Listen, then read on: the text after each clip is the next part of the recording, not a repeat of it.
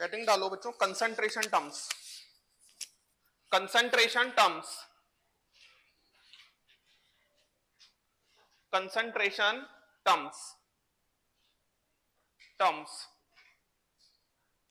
लिखें।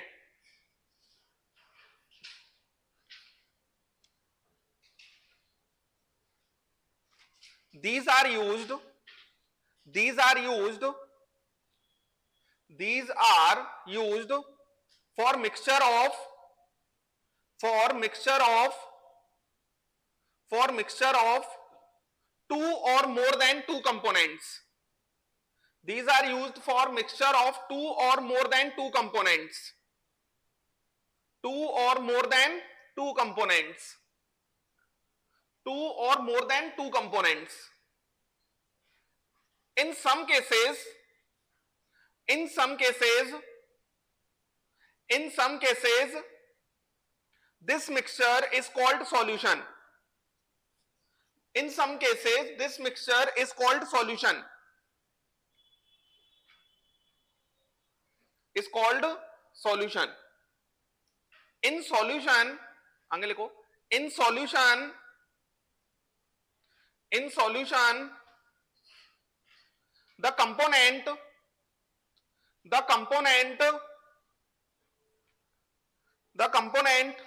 which is present in lesser amount,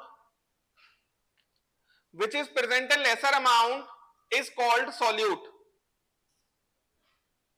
The component which is present in lesser amount is called solute. Solute. And the component which is present in larger amount, which is present in larger amount is called solvent. Is called solvent. Is called solvent. वैसे ही जानते होंगे बच्चों, solution जो word होता है ना, वो solution word दो या दो से ज्यादा चीजों का मिक्सचर होता है, तो वही लिखा हुआ है these are used for mixture of two or more than two components. In mixtures को हम सॉल्यूशन कहेंगे, और सॉल्यूशन के अंदर दो चीजें होती हैं, एक होता है सॉल्यूट और एक होता है सॉल्वेंट. सॉल्यूट और सॉल्वेंट दोनों को मिलाकर सॉल्यूशन कहा जाता है. बात समझ में आया? सॉल्यूट कौन होता है? जो कम अमाउंट में प्रेजेंट होता है. और सॉल्वेंट कौन होता है?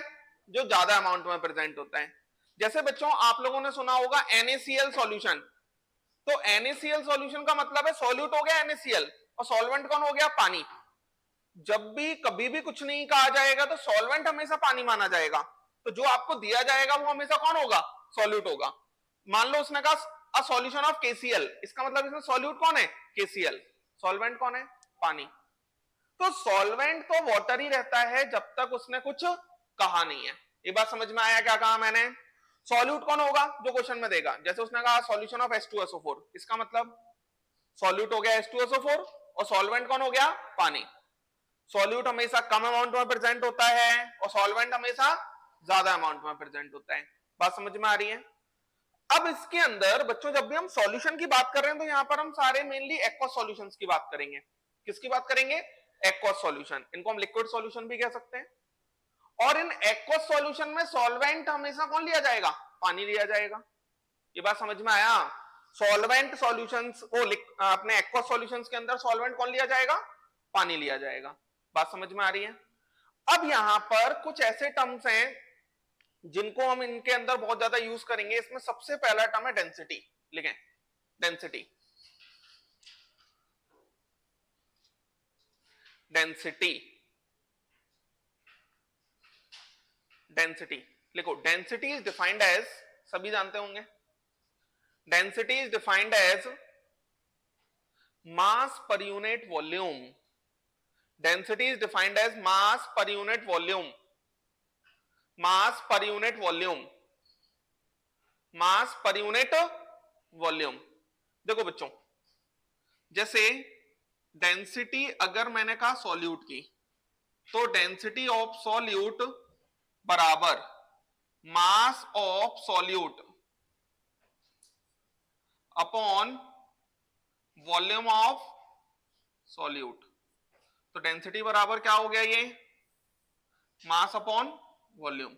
लेकिन यहां पर सॉल्यूट तो ये भी सॉल्यूट और ये भी सॉल्यूट, ये सब समझते हैं। मुझे कभी भी बच्चों मास से वॉल्यूम चाहिए होगा तो मुझे किसे याद करना पड़ेगा? डेंसिटी को। अगर मुझे वॉल्यूम से मास चाहिए होगा तो मुझे किसे याद करना पड़ेगा? डेंसिटी को। बात समझ में आ रहा है? मान लो यहां पर लिखा होता डेंसिटी ऑफ सॉल्वेंट, अगर मेरे को सॉल्वेंट का डेंसिटी होता तो मैं क्या लिखता? मास of solvent upon volume of solvent, है ना? अब इन सब का पिछले वाले टॉपिक से कोई लेना देना है नहीं, तो ये सबको समझ में आ जाएगा। डेंसिटी ऑफ सॉल्यूशन, सॉल्यूशन बच्चों क्या होता है? सॉल्यूट और सॉल्वेंट को कंबाइन कर कर। बात समझ में आया? जैसे मान लो ये पानी पड़ा है, इसके अंदर हमने NaCl डाल दिया, तो NaCl बाद में लिखना, NaCl और पानी को मिलाकर ओवरऑल इसको क्या कहा जाएगा? सॉल्यूशन। ये बात समझ में आया? तो सॉल्यूशन ऐसा नहीं है कि यहां इसमें लाके सॉल्यूशन डाल दिया मैंने, नहीं, सॉल्यूशन तो सॉल्यूट और सॉल्वेंट को मिलाकर कंबाइंडली एक टर्म कहते हैं, दैट इज सॉल्यूशन। बात समझ में आया? और यहां पर अगर हम बात करते हैं तो जो दिया जाएगा आपको, जैसे उसने कहा सॉल्यूशन ऑफ NaCl, इसका मतलब है NaCl सॉल्यूट है और सॉल्वेंट कौन है? पानी। तो यहां पर density of solution equal to क्या लिखूंगा मैं? Mass of solution upon volume of solution, mass of solution upon volume of solution. अब बच्चों मान लो क्वेश्चन में उसने सिर्फ डेंसिटी लिखा कि डेंसिटी इज 1.25 ग्राम पर ml, तो अगर सिर्फ डेंसिटी वर्ड लिखा है तो वो किसकी डेंसिटी होगी? सॉल्यूशन की। जब उसने कुछ भी नहीं दिया तो हम उस डेंसिटी को किसका मानेंगे? सॉल्यूशन का। बात समझ में आया? अगर वो लिखेगा तो फिर जिसका लिखा है उसके अकॉर्डिंग मान लेंगे, लेकिन अगर क्वेश्चन में कुछ भी नहीं दिया तो सॉल्यूशन का डेंसिटी माना जाएगा। तो अगर मुझे कभी भी सॉल्यूशन के मास से वॉल्यूम चाहिए सॉल्यूशन का, तो डेंसिटी याद करना पड़ेगा, और अगर मुझे वॉल्यूम से मास चाहिए तो अभी डेंसिटी पे जाना पड़ेगा। ये बात समझ में आ रही है? लिखेंगे।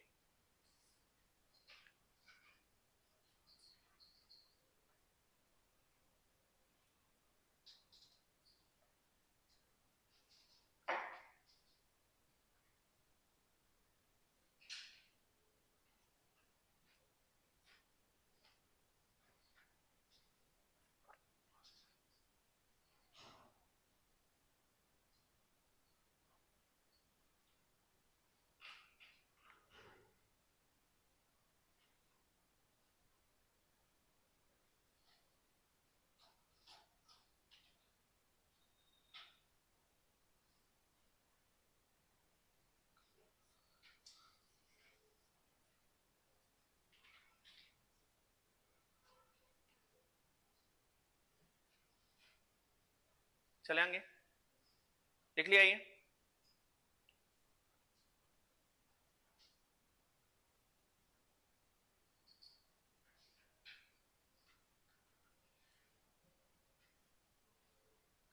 आगे लिखो एक लाइन।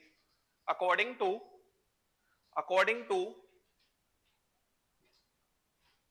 according to law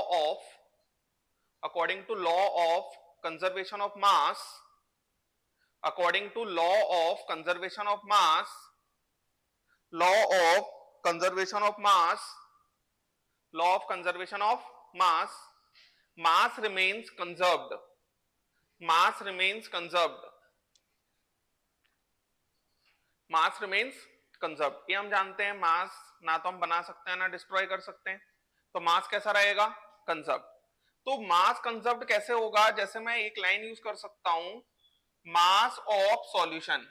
अगर मैं सॉल्यूशन के मास की बात करूंगा तो मैं ये लिख सकता हूं, mass of solute plus mass of solvent, mass of solute plus mass of solvent. तो mass of solution equal to mass of solute plus mass of solvent, ये हो जाएगा। क्लियर है? ये हमेशा, अच्छा यहां पर मैं सॉल्यूट एक ही ले रहा हूं, हो सकता है, अरे लिख बाद में लेना यार, क्या लिखने पे, इधर देखो पहले, लिखने का मैं टाइम दे दूंगा, क्यों टेंशन ले रहे हो? जैसे मान लो इस पानी के अंदर मैंने NaCl डाल दिया, मैंने KCl भी डाल दिया, मैंने H2SO4 भी डाल दिया, 3 चीजें डाल दिया, तो ये तीनों क्या होंगे? सॉल्यूट। KCl भी सॉल्यूट है, NaCl भी सॉल्यूट है, H2SO4 भी सॉल्यूट है। सॉल्वेंट सिर्फ कौन है? पानी। बात समझ में आया? तो जितनी भी चीजें अदर देन वाटर क्वेश्चन में दी जाएंगी वो सब जनरली क्या होंगी? सॉल्यूट होंगी। बात समझ में आया क्या कह रहा हूं मैं? इसी तरीके से मैंने यहां पर जब कंजर्वेशन किया है मास का तो सॉल्यूट एक ही लिया है। अगर सॉल्यूट एक से ज्यादा होंगे तो सारे सॉल्यूट के मास जोड़ दो। ये बात समझ में आया? अगर सॉल्यूट 5 है तो सबके मास जुड़ जाएंगे यहाँ। तो mass of solution equal to mass of solute plus mass of solvent. Clear है क्या कह रहा हूं मैं? समझ में आया? लिख लें। कुछ भी होता रहे मास हमेशा कैसा होगा बच्चों? कंजर्व होगा। बात समझ में आया ना?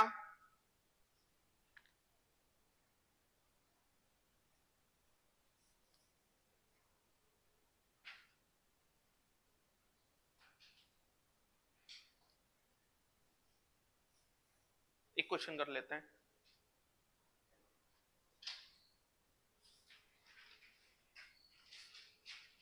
लिखें, in 100 ml water, in 100 ml water,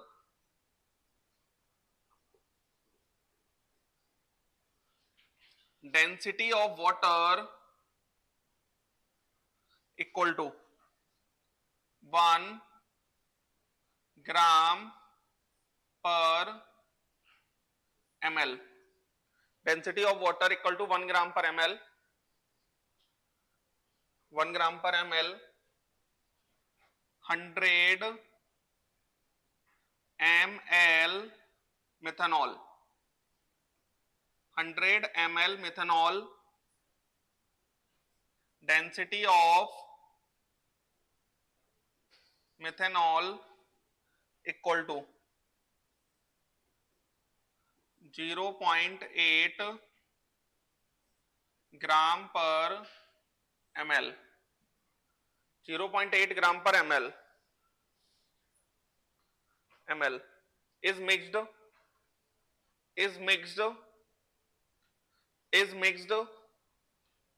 to form homogeneous solution. To form homogeneous solution.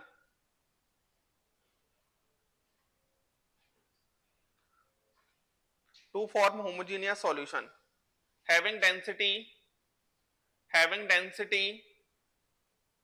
equal to 0.85 gram per ml, having density equal to 0.85 gram per ml,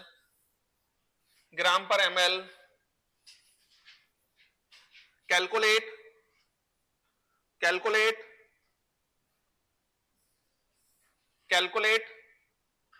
total mass of solution, calculate total mass of solution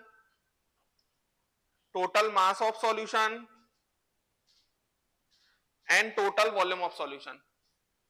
Total mass of solution and total volume of solution करें। total mass of solution and total volume of solution बनाओ।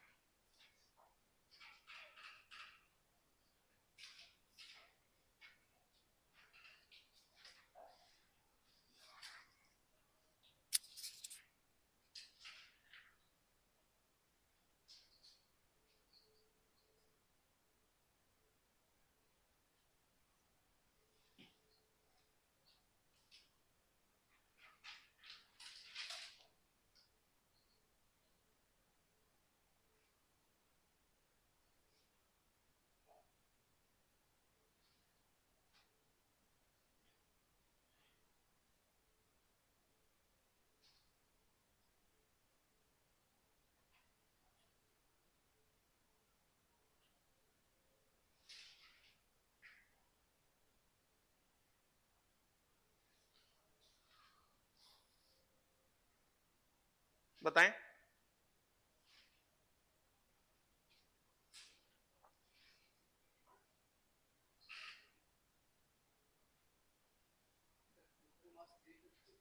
Total mass 350 गलत है, 180 आएगा।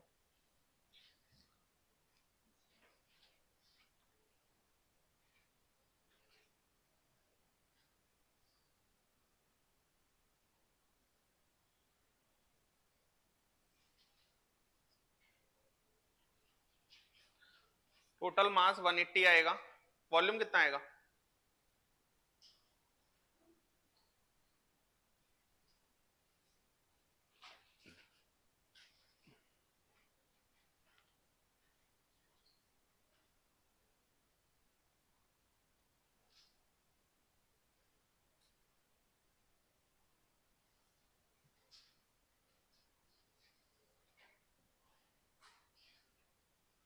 बोला है?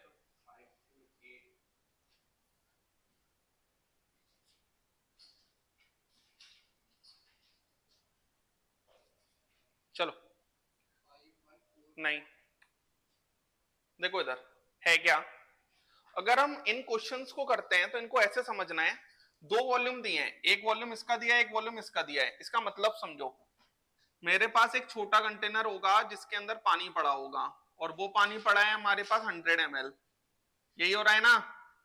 तो अलग अलग वॉल्यूम दिए हो तो ऐसे सोचा करो। फिर एक कंटेनर और पड़ा है, इस कंटेनर में भी क्या पड़ा है? 100 ml मिथेनॉल। क्लियर है? 100 ml मिथेनॉल ये पड़ा हुआ है, और ये दोनों कंटेनर को एक बड़े कंटेनर में लाया जा रहा है। ऐसा ही कुछ क्वेश्चन है ना? हमेशा जब भी अलग अलग वॉल्यूम दिया जाए तो ऐसा ही कुछ सोचा करें। बात समझ में आया? अब बोलना चाह रहे हो? क्या आंसर आ रहा है बताओ? 21.2 नहीं आएगा, 211 पॉइंट कुछ आएगा। कुछ कैलकुलेशन चेक करो। देखो इधर मैं क्या सिखाना चाह रहा हूं, इस पर फोकस करो। कभी भी वॉल्यूम अलग अलग दिए जाए ना, वॉल्यूम अलग अलग दिए जाए तो 100 ml इससे आ रहा है, 100 ml इससे आ रहा है। अब एक बात बताओ, 100 ml के करस्पॉन्डिंग जो मास होगा, इससे जो मास आया होगा वो तो सेम ही रहेगा, वो तो गायब हो नहीं जाएगा। तो यहां पर मास कितना आया होगा उसके लिए देखो जरा, डेंसिटी ऑफ वाटर बराबर mass of water upon volume of water, यही आएगा। चलें, डेंसिटी ऑफ वाटर कितना है? 1 ग्राम पर ml, तो डेंसिटी ऑफ वाटर 1 ग्राम पर ml बराबर मास ऑफ वाटर अपॉन में वॉल्यूम कितना है? 100 ml। तो बच्चों ml से ml गया, ml से ml चला जाएगा तो मास कितना आ जाएगा? 100 ग्राम। क्लियर है? मास कितना आ जाएगा? 100 ग्राम। मतलब ऊपर इस कंटेनर से इस कंटेनर में मास ऑफ वाटर 100 ग्राम, और ये फिक्स है, ये कहीं गायब तो होगा नहीं, ये कैसा रहेगा? 100 ग्राम एज इट इज पड़ा रहेगा यहां। अब यहां पर इससे बात कर लो, तो इससे अगर मैं बात करूंगा तो डेंसिटी ऑफ CH3OH बराबर मास ऑफ CH3OH अपॉन में वॉल्यूम ऑफ CH3OH। तो यहां पर ये आ जाएगा हमारे पास 0.8 ग्राम पर ml बराबर अपॉन में वॉल्यूम, वॉल्यूम कितना? 100 ml, ml से ml कैंसिल, तो मास ऑफ CH3OH कितना आ जाएगा? ये 80 ग्राम।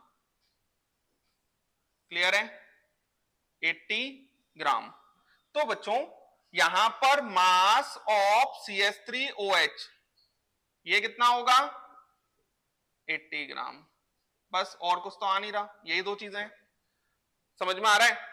अगर यही दोनों चीजें हैं, एक बात फिक्स है, मास तो कहीं गायब होगा नहीं, तो मैं ये लिख सकता हूं टोटल मास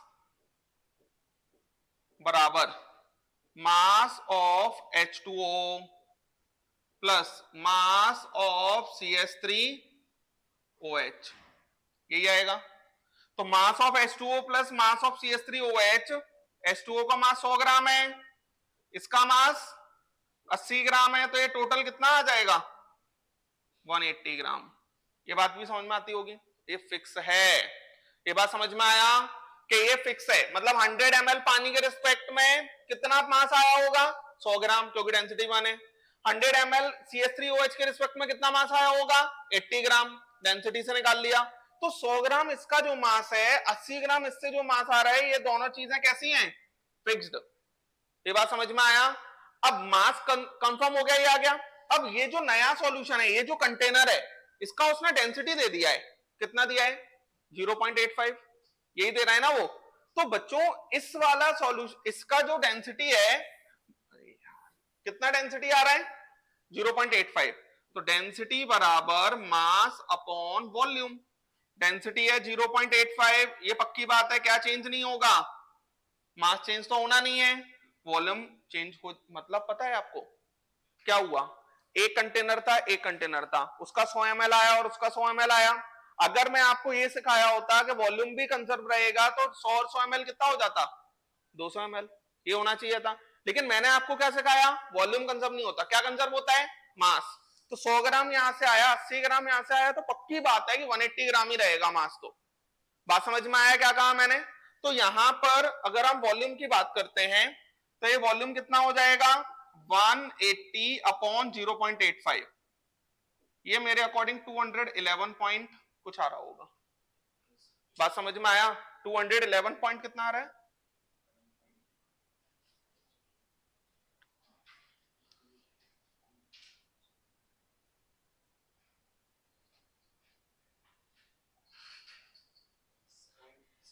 ठीक है। तो 211.6, मेरी एक बात को समझो आप, यहां बाद में लिख लेना। ये समझ में आया कि छोटे कंटेनर से बड़े कंटेनर में आ रहा है तो कुछ भी करते रहो, मास कैसा रहेगा, फिक्स्ड, वो तो चेंज होगा नहीं। तो मास कंजर्व हो गया, इससे 100 ग्राम आया, इससे 80 ग्राम आया, इससे 180 ग्राम आ गया। मान लो उसने फाइनल डेंसिटी नहीं दिया होता 0.85, तो मैं वॉल्यूम कितना लिखता, 200 ml ही लिखता। ये बात समझ में आ रहा है। फिर मैं वॉल्यूम को भी कंजर्व कर देता, लेकिन क्योंकि यहां पर उसने अलग डेंसिटी दे दिया तो फिर मैं वॉल्यूम को कंजर्व नहीं कर पाऊंगा। ये बात समझ में आया।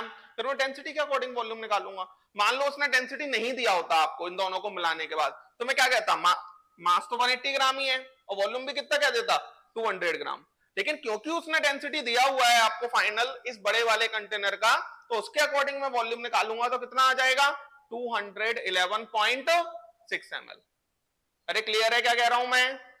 तो अगर आपको अलग से कोई डेंसिटी ना दिया जाए तो हम वॉल्यूम भी कंजर्व मान लेंगे, लेकिन अगर अलग से कोई डेंसिटी दी है तो हो सकता है कि वॉल्यूम कंजर्व नहीं हुआ हो क्या सकता है, डेफिनेटली वॉल्यूम कंजर्व नहीं होगा। क्लियर है, लिख लें।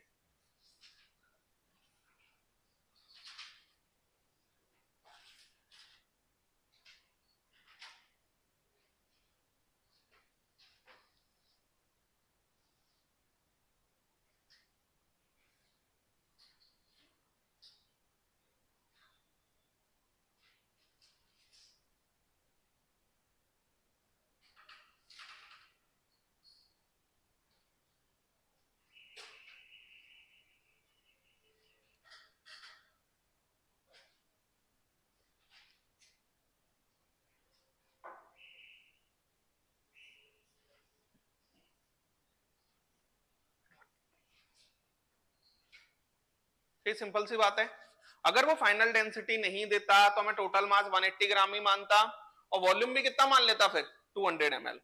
लेकिन क्योंकि फाइनल डेंसिटी दी हुई है तो डेफिनेटली वॉल्यूम क्या हो जाएगा, अलग हो जाएगा। बस इतनी सी बात है। तो ये तो मैंने एक सिंपल सा क्वेश्चन कराया जिसमें डेंसिटी के थ्रू मैंने मास और वॉल्यूम को रिलेट करना सिखाया आपको। बात समझ गए ना कि डेंसिटी के थ्रू मास और वॉल्यूम को कैसे रिलेट कर सकते हैं, वो समझ में आया।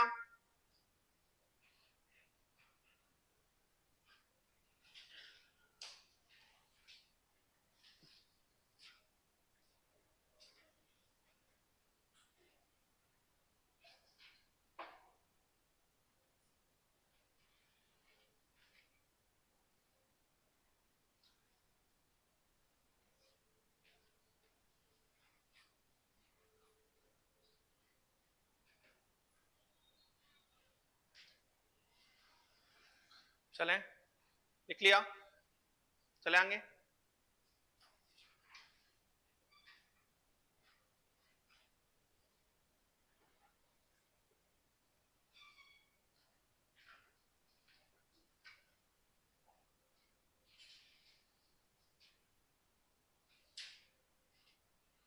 लिख लिया होगा। अब देखो बच्चों, नेक्स्ट अब हम कंसंट्रेशन टर्म्स को डिफाइन करते हैं। सबसे पहला हम डिफाइन करते हैं परसेंटेज कंसंट्रेशन। Percentage concentration. तो परसेंटेज कंसंट्रेशन में हम सबसे पहला डिफाइन करते हैं परसेंटेज वेट बाय वेट। समझना, बाद में लिखना। कभी भी अगर परसेंटेज वेट बाय वेट का मतलब क्या होता है ये चीज समझो। मैंने आपको टोटल 3 चीजें सिखाया बच्चों, सॉल्यूट, सॉल्वेंट और सॉल्यूशन। सॉल्यूट वो होता है जो कम अमाउंट में होता है, सॉल्वेंट वो होता है डेफिनेटली बाय डिफॉल्ट हम सॉल्वेंट किसे मानते हैं, पानी को, और इन दोनों को मिलाकर कंबाइंडली सॉल्यूशन हो जाता है। ये चीज सिखाया। अब यहां पर हम वही उन्हीं चीजों को डिफाइन करेंगे, किसके रिस्पेक्ट में कैसे डिफाइन करते हैं वो चीज अब मैं सिखा रहा हूं। डेंसिटी को मास और वॉल्यूम के साथ कैसे रिलेट किया है पिछले क्वेश्चन में समझ गए होंगे, है ना। अब यहां पर जैसे परसेंटेज वेट बाय वेट लिखा है, तो परसेंटेज वेट बाय वेट का मतलब ये होता है कि मास ऑफ सॉल्यूट, सॉल्यूट समझते हैं ना, मास of solute present in, mass of solute present in 100 gram solution, mass of solute present in 100 gram solution। मतलब जैसे उसने कहा, देखना, if a solution of NaOH, if a solution of NaOH is given as 20% weight by weight. मान लो उसने कहा कि NaOH का कोई सॉल्यूशन है और उसमें दिया है कि वो 20% वेट बाय वेट है। इसका मतलब पता है क्या होगा, 100 ग्राम सॉल्यूशन में 20 ग्राम NaOH प्रेजेंट है। बात समझ में आ रहा है? डेफिनेशन समझो, percentage weight by weight, percentage weight by weight का मतलब ये होता है कितना सॉल्यूट प्रेजेंट है कितने ग्राम सॉल्यूशन में। तो इसका मतलब परसेंटेज वेट बाय वेट का मतलब यही है, सिंपल सा डेफिनेशन, कि 100 ग्राम सॉल्यूशन में कितना मास सॉल्यूट का होगा। तो अगर मैंने कहा कि मेरे पास 20% वेट बाय वेट NaOH है, इसका मतलब पता है मैं क्या लिखूंगा, 20 ग्राम NaOH present in, 20 gram NaOH present in, बोलो, 100 ग्राम सॉल्यूशन। कुल मिलाकर बहुत सिंपल सी बात है, क्या, कि परसेंटेज का मतलब ये होता है 100 ग्राम में कितना। तो अगर कहा गया कि 30% वेट बाय वेट है, 30% वेट बाय वेट का मतलब क्या हो जाएगा, 100 ग्राम सॉल्यूशन में 30 ग्राम है। समझ में आ रहा है? अगर 15% वेट बाय वेट है, इसका मतलब हो जाएगा 100 ग्राम में 15 ग्राम है। क्लियर है? कुल मिलाकर परसेंटेज वेट बाय वेट का मतलब होता है कि 100 ग्राम सॉल्यूशन में कितना ग्राम सॉल्यूट का प्रेजेंट है। और सॉल्यूट कौन होता है, जो लिखा होता है, दैट इज NaOH। सॉल्वेंट कौन होगा, पानी। बात समझ में आया? एक और बात समझो, जब हम परसेंटेज डिफाइन करेंगे तो ऊपर वाला टर्म होता है सॉल्यूट के लिए, नीचे वाला टर्म होता है सॉल्यूशन के लिए। तो ये दोनों वेट बाय वेट है तो दोनों में ग्राम आएगा। ये बात समझ में आ, परसेंटेज है तो 100 के रिस्पेक्ट में डिफाइन होगा। तो परसेंटेज वेट बाय वेट का मतलब हो गया कि 100 ग्राम में कितना ग्राम सॉल्यूट प्रेजेंट है। क्लियर है? समझ गए इस बात को? अगर कभी भी उसने परसेंटेज वेट बाय वेट दे दिया आपको, मान लो 20% 30%, तो हमेशा अकॉर्डिंग टू डेफिनेशन लिख लेना कि 100 ग्राम सॉल्यूशन में 20 ग्राम NaOH या जो भी सॉल्यूट है वो प्रेजेंट है। क्लियर है क्या कह रहा हूं मैं? मान लो मेरे को निकालना पड़ा कि परसेंटेज वेट बाय वेट है कितना, तो उसके लिए मैं फॉर्मूला लिख सकता हूं, परसेंटेज वेट बाय वेट बराबर मास of solute, mass of solute upon में मास ऑफ सॉल्यूशन। तो ये क्या आ गया कि 1 ग्राम सॉल्यूशन में कितना होगा, इनटू 100। बस। तो अगर कभी भी परसेंटेज वेट बाय वेट निकालना पड़ा तो निकलेगा किससे, फॉर्मूले से। और अगर आपको परसेंटेज वेट बाय वेट दिया हुआ है तो आप अकॉर्डिंग टू डेफिनेशन लिख के क्वेश्चन सॉल्व कर देना। और आप बिल्कुल हिंदी में समझो, बेसिक समझो, कंसंट्रेशन टर्म्स के सारे क्वेश्चन डेफिनेशन से ही होते हैं। जितने भी अच्छे क्वेश्चन बनेंगे सारे डेफिनेशन से करूंगा। परसेंटेज वेट बाय वेट का मतलब ये हो गया कि 100 ग्राम सॉल्यूशन में कितना ग्राम सॉल्यूट का प्रेजेंट है। अगर मैंने कहा मेरे पास 10% H2SO4 प्रेजेंट है, इसका मतलब क्या हो गया, 100 ग्राम सॉल्यूशन में 10 ग्राम H2SO4 का प्रेजेंट है। बात समझ में आ रहा है? तो परसेंटेज मतलब 100 में कितना। अरे आया समझ? दूसरा टर्म डिफाइन हो जाएगा परसेंटेज वेट बाय वॉल्यूम। अब परसेंटेज वेट बाय वॉल्यूम का मतलब है ऊपर ग्राम नीचे ml। ml क्यों? क्योंकि नीचे वॉल्यूम आ रहा है, तो वॉल्यूम किसका लिया जाएगा? सॉल्यूशन का। मैंने आपसे कहा ऊपर सॉल्यूट के रिस्पेक्ट में डिफाइन करते हैं और नीचे सॉल्यूशन के रिस्पेक्ट में। इसका डेफिनेशन पता क्या होगा? आप खुद ही लिख सकते हो, मास of solute, mass of solute, mass of solute present, mass of solute present in 100 ml solution. बात खत्म हो गई। बहुत सिंपल सी बात है।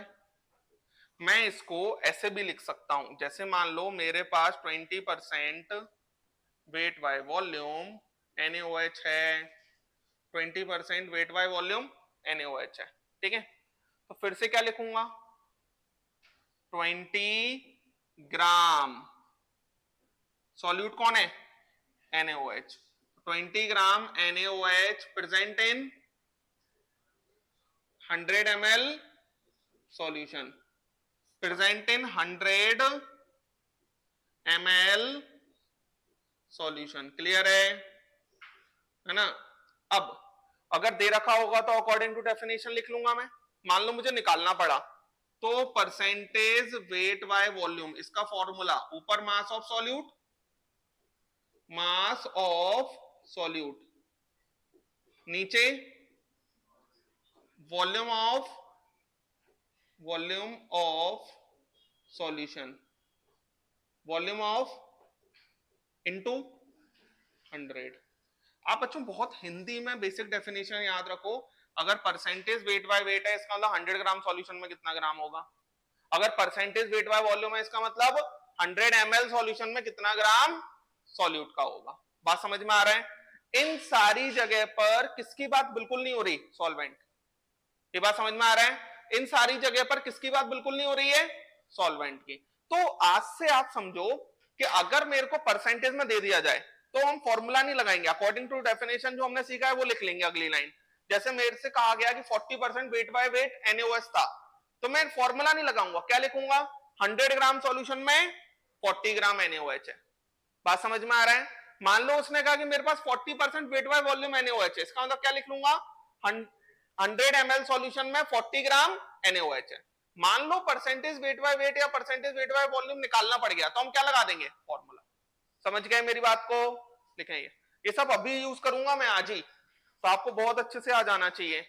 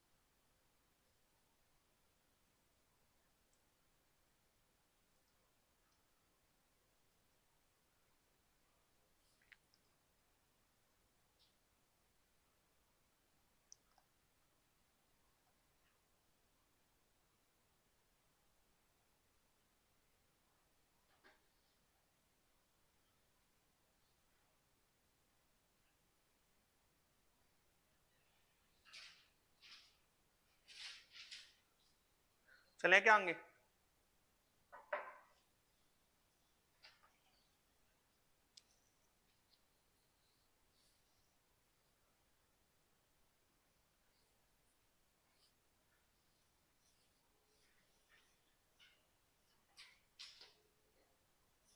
और ये सब पढ़ना पड़ेगा आपको अच्छे से।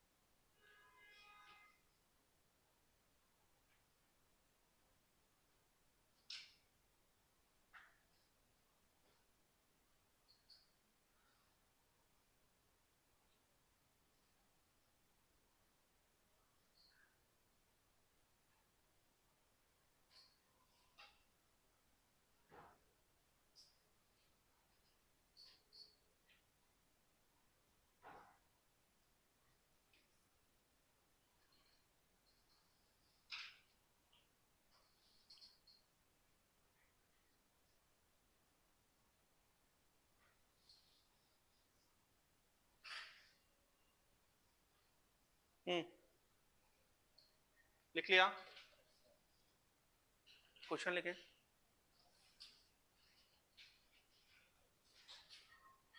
कैलकुलेट कैलकुलेट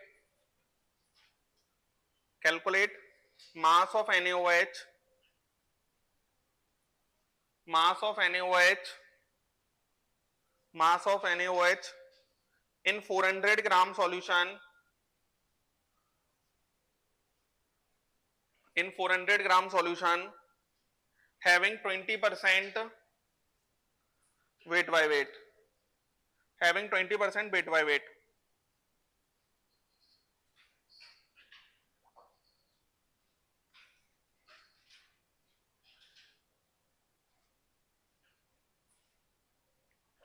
बताओ 80 ग्राम, सिंपल सी बात है ना, इसमें तो कुछ है ही नहीं। वो ये कह रहा है कि 20% वेट बाय वेट है, तो 20% वेट बाय वेट का मतलब मैं ये लिख सकता हूं कि 100 ग्राम सॉल्यूशन, 100 ग्राम सॉल्यूशन में 20 ग्राम किसका है? 100 ग्राम सॉल्यूशन में 20 ग्राम किसका है? NaOH। बहुत सिंपल सी बात है, बात समझ में आ रही है ना? ये आ गया। अब मैं कितने में लिखूंगा यहाँ? सबसे पहले मैं 1 ग्राम में कर लेता हूं, क्योंकि उसने दिए रखा है तो अकॉर्डिंग टू डेफिनेशन लिख लेंगे। निकालना होता तो फॉर्मूले से फाइंड आउट करता, तो लेफ्ट हैंड साइड फिर 1 बनाना पड़ेगा। अरे यूनिटरी लगाऊंगा ना, 100 में इतना तो 400 में कितना, बात सिंपल सी है। तो यहाँ पर उसके लिए 1 बनाओ, 1 बनाऊंगा तो डिवाइड बाय 100, डिवाइड बाय 100, तो यहाँ पर भी डिवाइड बाय 100। समझ में आ रहा है? 20/100 ग्राम NaOH, ये समझ में आया सभी को? ये लिखने के बाद फिर 1 बनाना पड़ता है ना, तो ये डिवाइड बाय 100, तो ये भी डिवाइड बाय 100, तो ये हमारा 20/100 ग्राम NaOH हो गया। उसके बाद अब कितने में पूछ रहा है वो? 400, तो 400 ग्राम सॉल्यूशन में कितना? 20/100 इंटू 400। समझ में आया? यही करना है, ये कैंसिल हो जाएगा, आंसर कितना आ जाएगा आपका? 80 ग्राम। तो बस इस तरीके से करना है। क्लियर है? लिख लें।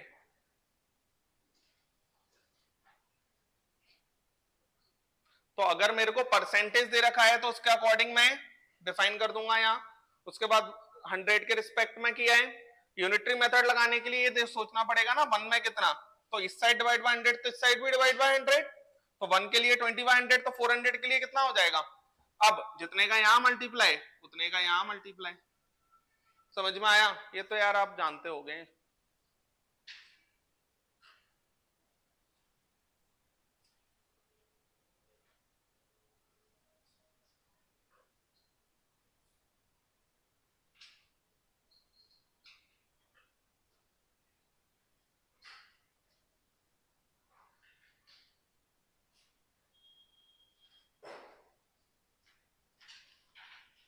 नेक्स्ट क्वेश्चन लिखें। 9.8 ग्राम 9.8 ग्राम 9.8 ग्राम H2SO4 H2SO4 9.8 gram H2SO4 present in 200 ml solution। 9.8 gram H2SO4 present in 200 ml solution. 200 ml solution. Calculate percentage weight by volume. Calculate percentage weight by volume. 4.9%. अब वो उस पहले वाले क्वेश्चन में परसेंटेज दिया था तो उसके अकॉर्डिंग सॉल्व कर दिया. यहां पर मुझे परसेंटेज निकालना है तो फॉर्मूला लगा दो. निकालने के लिए हमेशा फॉर्मूला लगाओ. परसेंटेज वेट बाय वॉल्यूम बराबर क्या हो जाएगा? मास of solute. Mass of solute upon में वॉल्यूम ऑफ सॉल्यूशन इनटू 100. तो ये कितना आ रहा है? मास ऑफ सॉल्यूट कितना है? 9.8 अपॉन में वॉल्यूम कितना है? 200 इनटू 100. क्लियर है? तो ये आ रहा है 200, ये आ रहा है, ये कैंसिल हो गया, ये कितना आ जाएगा? 4.9%. मुझे लगता है समझ पा रहे होंगे, है ना? तो परसेंटेज दिया जाएगा तो अकॉर्डिंग टू डेफिनेशन पुट करके फिर क्वेश्चन सॉल्व करवाएंगे, और अगर निकालना पड़ेगा तो फॉर्मूले से. ऐसा मैं क्यों करा रहा हूं ये भी अभी आपको समझ में आ जाएगा.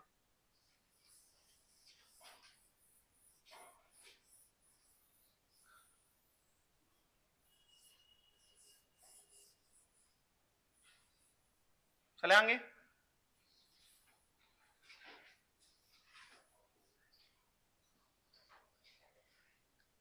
चले. एक और टर्म डिफाइन किया जा सकता है, that is percentage volume by volume. क्या हो जाएगा? Volume of solute in ml. Volume of solute in ml present in कितने में? 100 ml सॉल्यूशन. क्योंकि ये दोनों ही वॉल्यूम है तो दोनों में ml ml ही आएगा. फिर समझ में आ रहा है? Volume of solute in ml present in 100 ml solution. Clear है ये बात? दे रखा होगा तो अकॉर्डिंग टू डेफिनेशन और निकालना पड़ा, तो परसेंटेज वॉल्यूम बाय वॉल्यूम बराबर क्या आ जाएगा? Volume of solute, volume of solute in ml, volume of solute in ml upon में volume of solution in ml into 100. वही सेम तरीका है तीनों को करने का. अरे बहुत जगह यूज होंगे, तो मेरे को लगता है बेसिक सी बात है ये, तो है ना? लिख लें.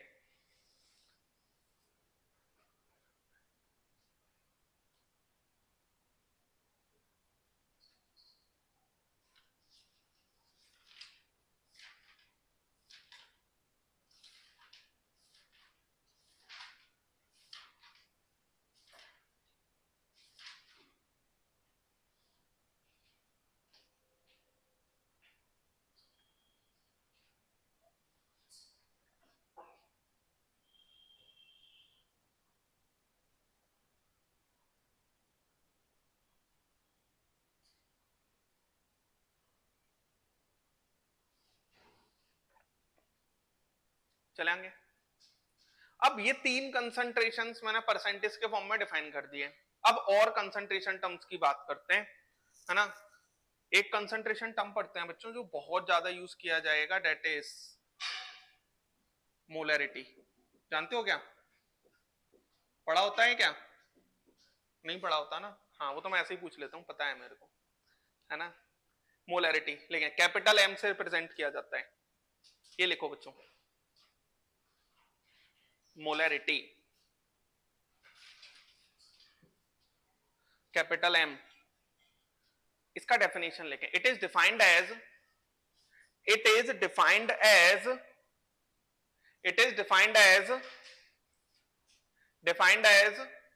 number of moles of solute, number of moles of solute present in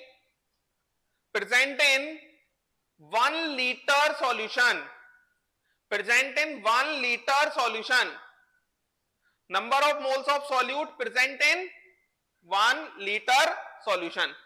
तो जैसे मान लो मेरे पास लिखा हुआ है 5 मोलर NaOH, ठीक है, तो 5 मोलर NaOH का मतलब पता क्या हो जाएगा कि 1 लीटर सॉल्यूशन में 5 मोल्स NaOH के हैं. तो अकॉर्डिंग टू डेफिनेशन, अगर मेरे को मोलरिटी दी हुई है तो अकॉर्डिंग टू डेफिनेशन लिख देंगे हम, और मोलरिटी निकालनी पड़ी तो फॉर्मूले से कर देंगे. जैसे अभी मैंने फॉर्मूला, आप देखो फॉर्मूला भी खुद बनाया जा सकता है. परसेंटेज वेट बाय वेट क्या था, 100 ग्राम में कितना है, तो ऊपर ले लिया मास ऑफ सॉल्यूट, अपॉन में ले लिया मास of solution. Mass of solution का मतलब क्या हो गया, डिवाइड कर दिया तो 1 ग्राम के रिस्पेक्ट में आ गया ना. अब मेरे को कितने में चाहिए 100, तो इंटू बाय 100 कर दिया. इसी तरीके से मोलरिटी का फॉर्मूला क्या बन जाएगा, number of moles of solute, number of moles of solute. और मोल्स कौन सा फॉर्मूला यूज होगा नंबर ऑफ मोल्स का, यहाँ given mass upon molar mass. ये बात समझ में आया. नंबर बाद में लिख लिया करो, पहले समझ तो लो. Number of moles of solute upon volume. देखो एक बात को समझो कि यहां पर आपका स्कूल वाला नहीं है कि मैं साइन करके दूंगा वेरी गुड, है ना, कि एक्सीलेंट, आपने बहुत अच्छी कॉपी बनाई है, नहीं है इसका मतलब यार. मतलब इसका है ये सब आपके दिमाग में जाएगा, क्वेश्चन बनेंगे, वो गेम है. गेम, हाँ नोट्स अच्छे होने चाहिए, मैं खुद बोलता हूँ नोट्स बहुत अच्छे होने चाहिए, होमवर्क कॉपी अलग होनी चाहिए, है ना, वो सब होना चाहिए, बिल्कुल सही बात है. लेकिन उससे ज्यादा जरूरी ये है कि सब समझ में आना चाहिए. समझ में आ रहा है. प्राइमरी मतलब आप ये मानोगे प्राइमरी चीज तो वही है कि आपको सब कुछ अच्छे से समझ में आ जाना चाहिए, है ना. तो जब मैं समझा रहा हूं तब तो आपको बिल्कुल नहीं लिखना. समझ में आया. और जब मैं समझा रहा हूं तब सिर्फ और सिर्फ आप समझने पर फोकस करो. जब मैं लिखने का टाइम दूंगा ना तब लिख लेना आराम से, क्या दिक्कत है.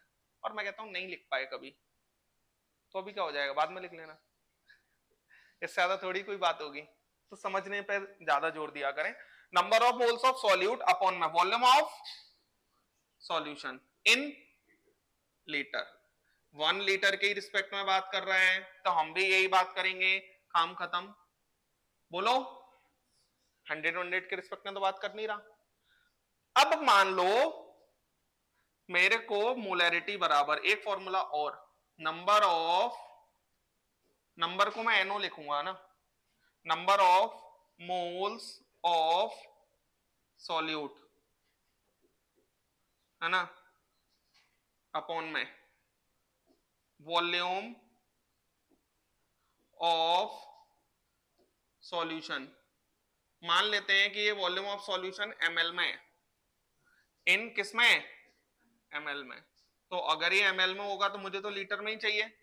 तो 1 ml equal to 10 to the power minus 3 litre होता है.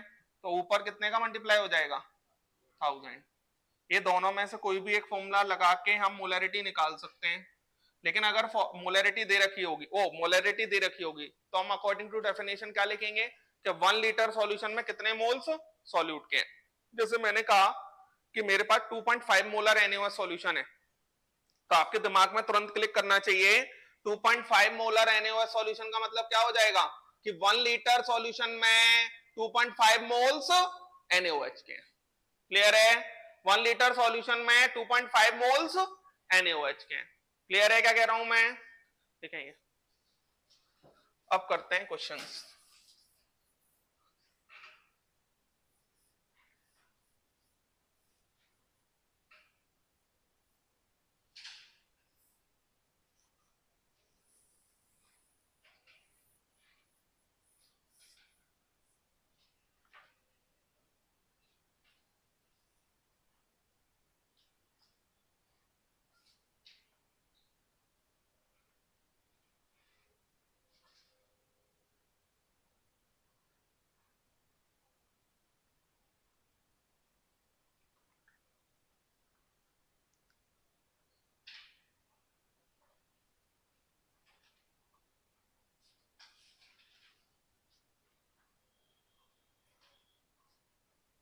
चले, अगर मुझे मोलरिटी निकालना है तो मुझे बस ये पता चल जाए कितने वॉल्यूम में कितना मास या मोल्स किसका है, सॉल्यूट का, फॉर्मूले में पुट करके निकाल सकते हैं।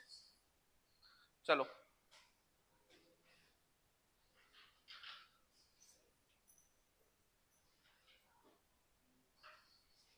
Calculate calculate molarity of calculate molarity of 8% weight by volume NaOH, 8% weight by volume NaOH, molarity of 8% weight by volume NaOH करो।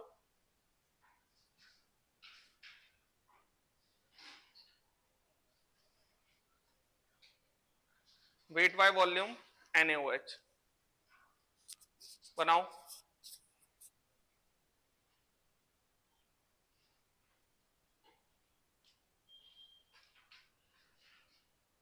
सोडियम का मोलर मास 23 होता है, सोडियम का मोलर मास 23 होता है, ऑक्सीजन और हाइड्रोजन का तो जानते ही हैं।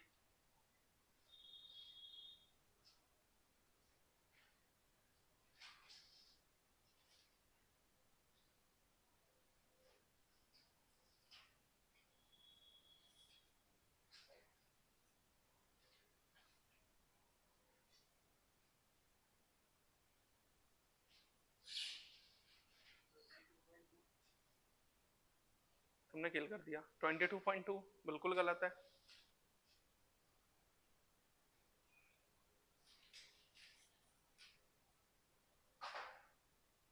बताओ बताओ, ये तो क्वेश्चन बताया जा सकता है।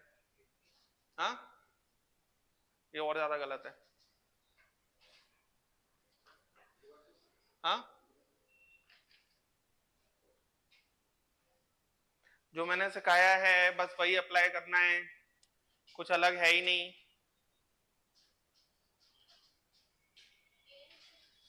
एट गलत है।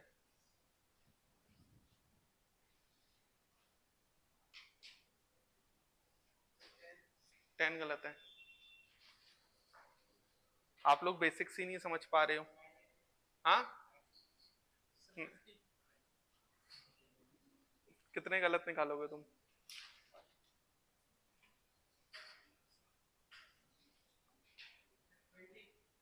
नहीं,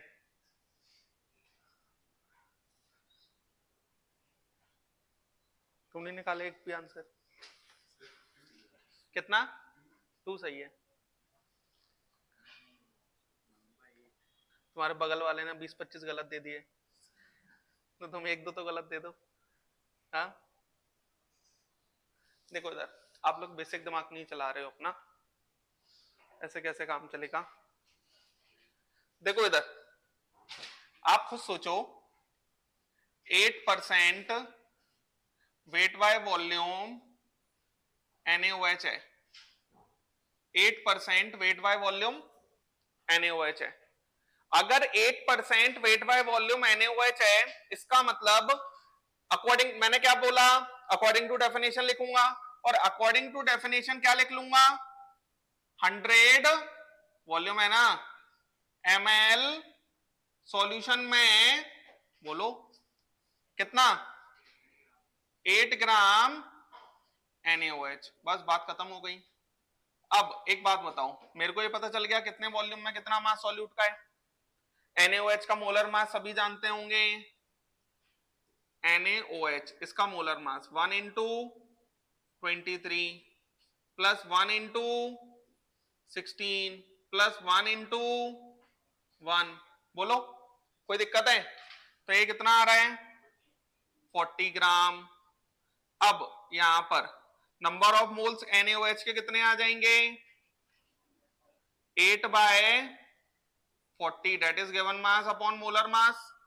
ये कितना आ गया, 1 बाय 5 मोल। चलो मोलरिटी बराबर number of moles of solute, that is 1 by 5 into volume कितना है, 100 है तो ml में है तो इंटू 1000, सिंपल सी बात है। अगर मुझे मोलरिटी फाइंड आउट करनी होगी तो मेरे को ये देखना पड़ेगा कितने वॉल्यूम में कितना मास है, बात समझ में आया, या फिर कितने वॉल्यूम में कितना मोल्स है, बस ये पता चल जाए फॉर्मूले में पुट करो आंसर आ जाएगा। अरे क्लियर है? तो यहां पर ये हमारा गया ये 00, ये आ गया 2 मोल्स पर लीटर, मोलरिटी कितना आ गया 2 मोल्स पर लीटर। कोई तकलीफ? तो सिंपल सी बात है ना, कुछ अलग करना ही नहीं है। पता नहीं आप लोग क्या गलत सलत आंसर निकालने में लगे हो, सिंपल सी बात है।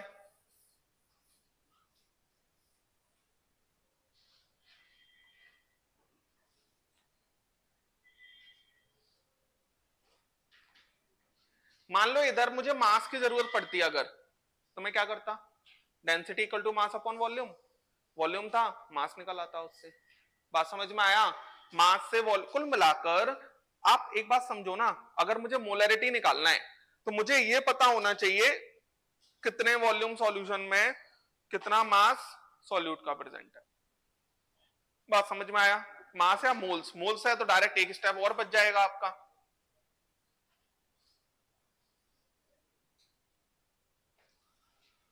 चले आएंगे,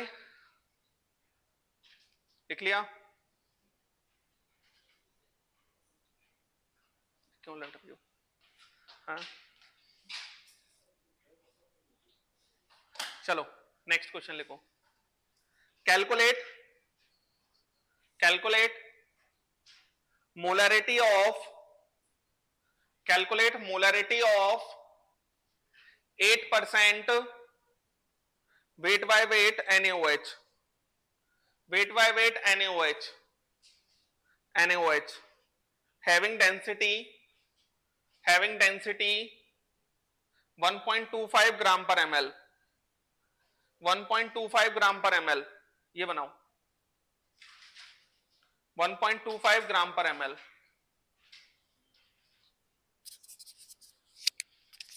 ये क्वेश्चन बनाना है, बनाओ।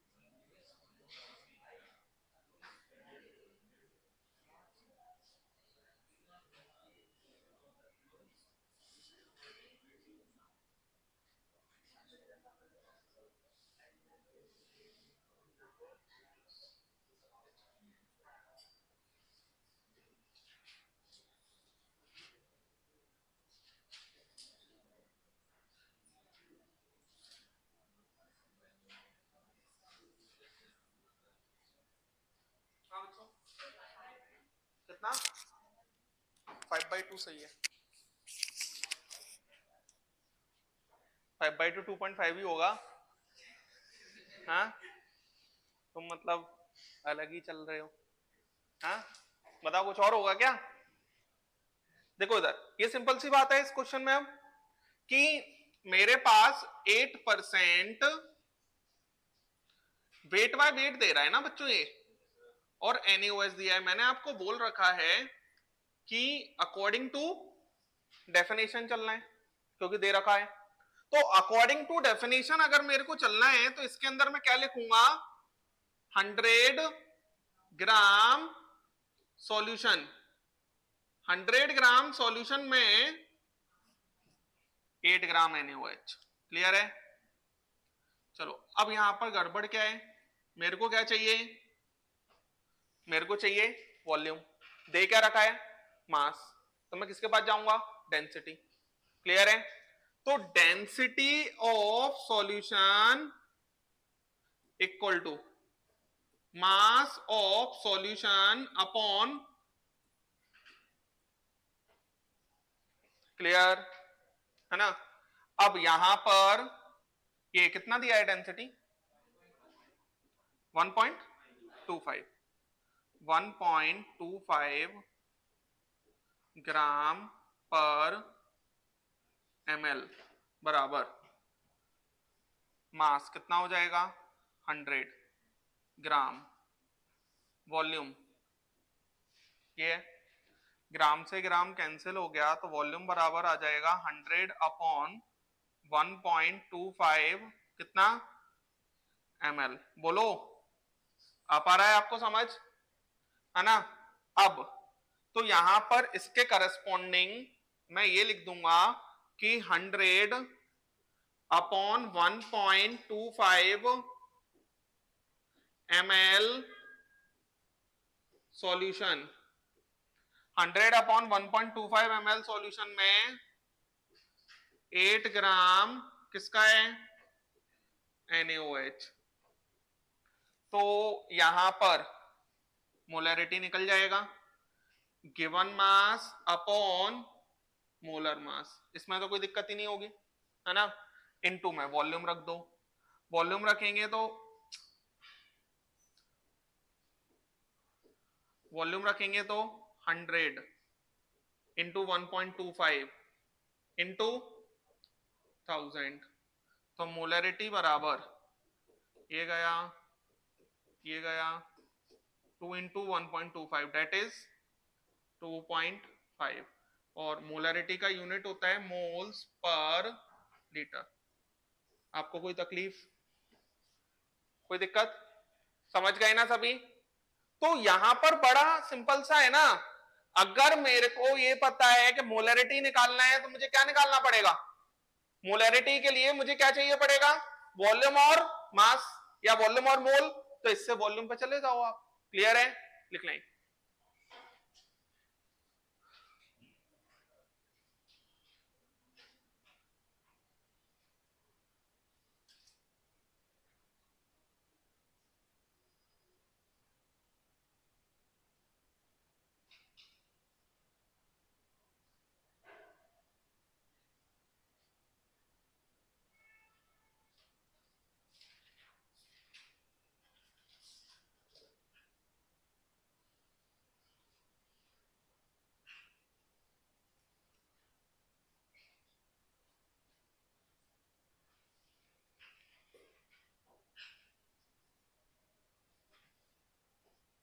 चले आएंगे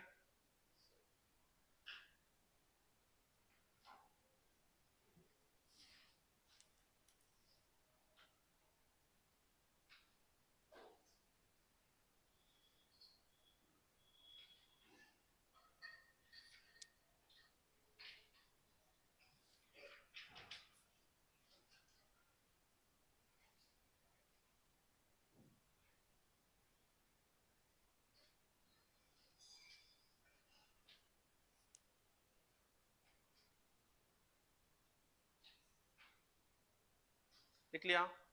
next, calculate molarity of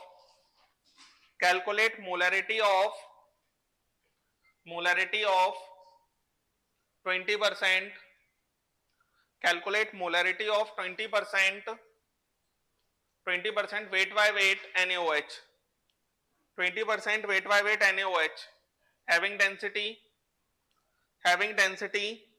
1.2 gram per ml, having density 1.2 gram per ml.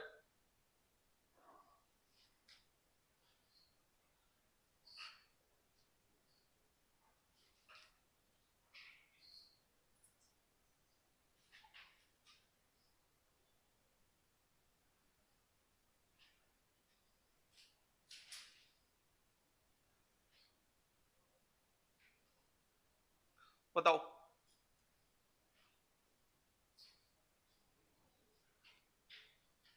बनाओ इस क्वेश्चन को भी।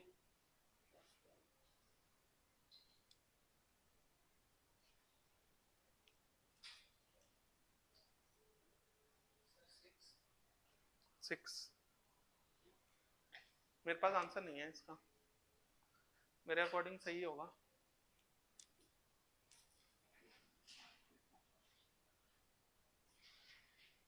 सिंपल सी बात है ये भी।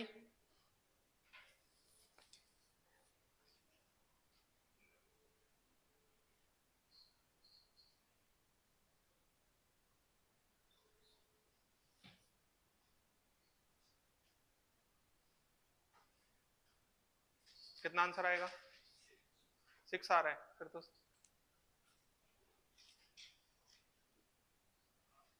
है ना। ये क्वेश्चन है खुश करने के लिए, सेम दिया है ना, सेम दूंगा तो फिर बन जाएगा, तो आप खुश हो जाओगे कि हाँ मेरे को आ रहा है।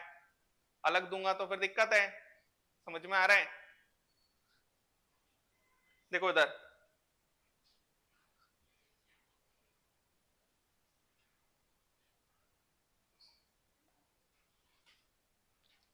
थोड़ा सा ना दिमाग अपना आपको चलाना पड़ेगा।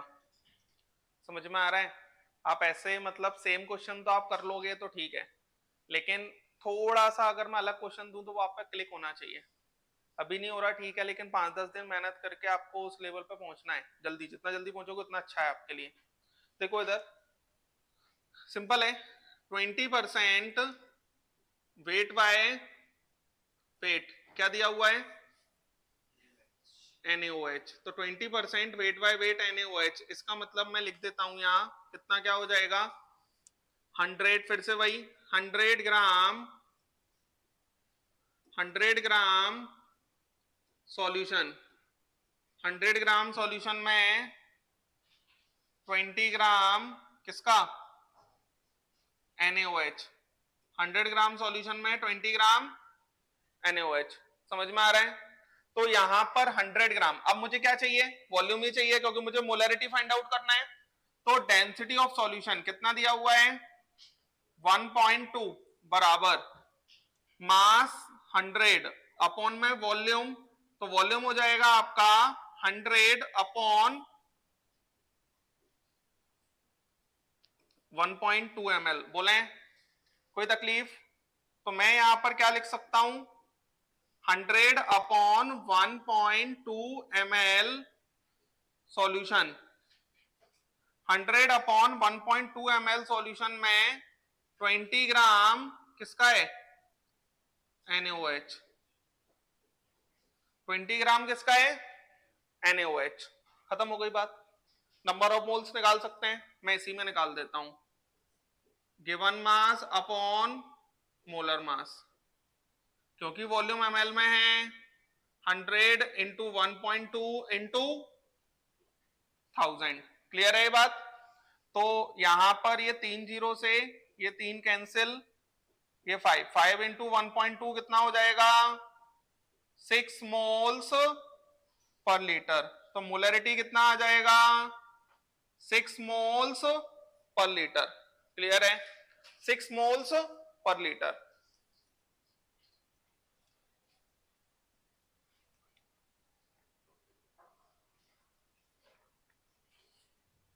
आप ये भी एनालाइज किया करो, आप कहां तक पहुंचे।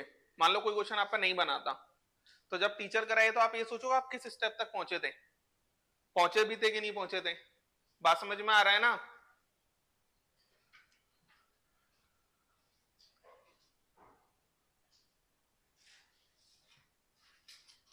आगे चलें, लिख लो लिख लो, लेकिन ये क्वेश्चन आ जाना चाहिए था, आसान है ये।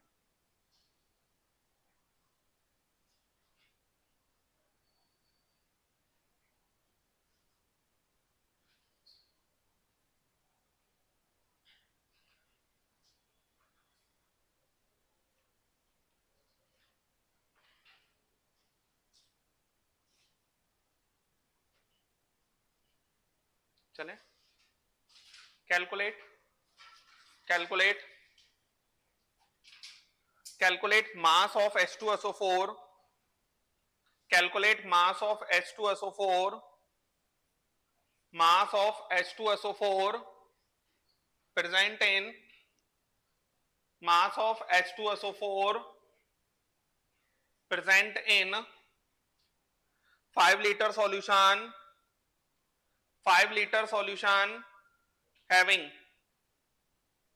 concentration 0.3 molar, having concentration 0.3 molar, having concentration 0.3 molar। बच्चों मोलरिटी को कंसंट्रेशन भी कहा जाता है, मोलरिटी को क्या कह सकते हैं, कंसंट्रेशन भी कह सकते हैं। करो इस क्वेश्चन को, मोलर कोई भी कंसंट्रेशन दिया जाता है तो हम कैसे लिखते हैं, अकॉर्डिंग टू डेफिनेशन। लिखो, करो। ये तो मोल्स आया है, मैंने मास पूछा है। इसमें सॉल्यूट कौन होगा, H2SO4। इसमें सॉल्यूट कौन होगा, H2SO4। अभी तक मैं सॉल्यूट कौन दे रहा था, NaOH। अभी सॉल्यूट कौन है, H2SO4।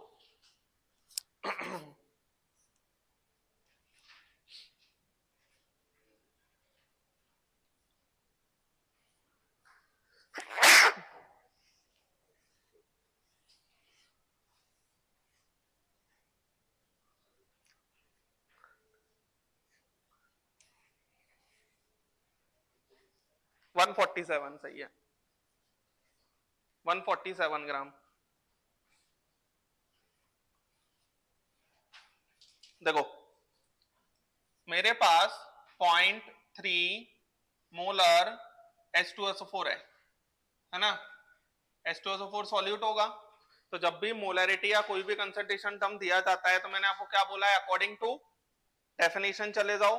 अकॉर्डिंग टू डेफिनेशन जाएंगे तो मैं क्या लिखूंगा बच्चों, यहाँ 1 लीटर सॉल्यूशन में 0.3 मोल्स किसके हैं, H2SO4। ये लिखना आना चाहिए आप सभी को। क्लियर है, 1 है, नहीं तो मैं बनाता लेफ्ट हैंड साइड 1। समझ में आता है ये बात।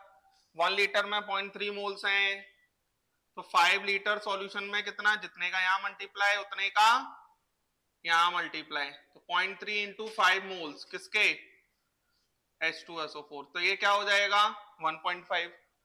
तो 1.5 हो गया, तो 3/2 बराबर गिवन मास अपॉन H2SO4 का मोलर मास 98 आना चाहिए। वैसे मैं एक बार निकाल देता हूं, 2 into 1 plus 1 into 32 plus 4 into 16।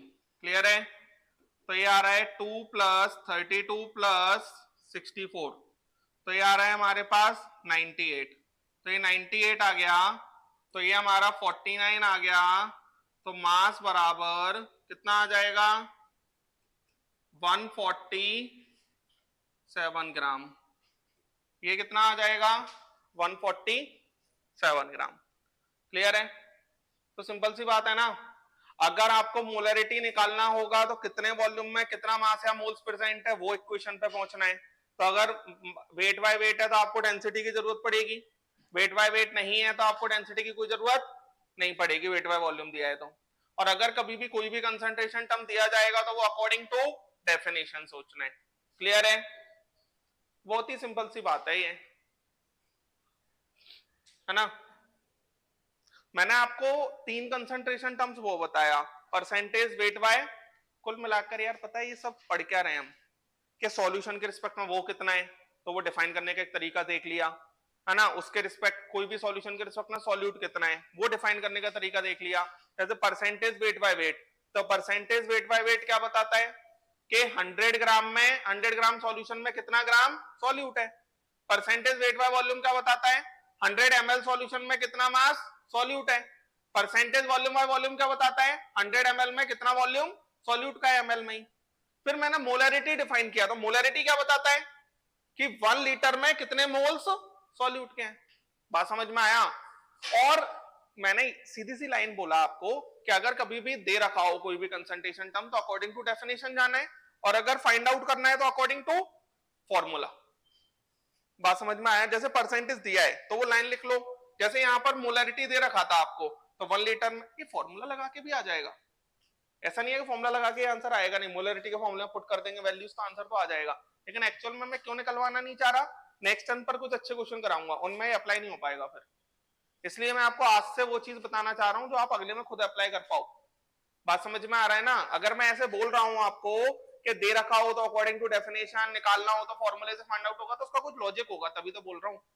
नहीं तो ऐसा थोड़ी है कि मेरे को कोई शौक पड़ रहा है कि दो तरीके से कराना है, नहीं, सिंपल सा लॉजिक है कि वो आगे यूज होगा उस तरीके से। समझ में आ रहा है। तो इसलिए अगर आपको पूरे कंसंट्रेशन टर्म्स के क्वेश्चन, बहुत अच्छा क्वेश्चन जो होगा वो अकॉर्डिंग टू डेफिनेशन ही सॉल्व होगा।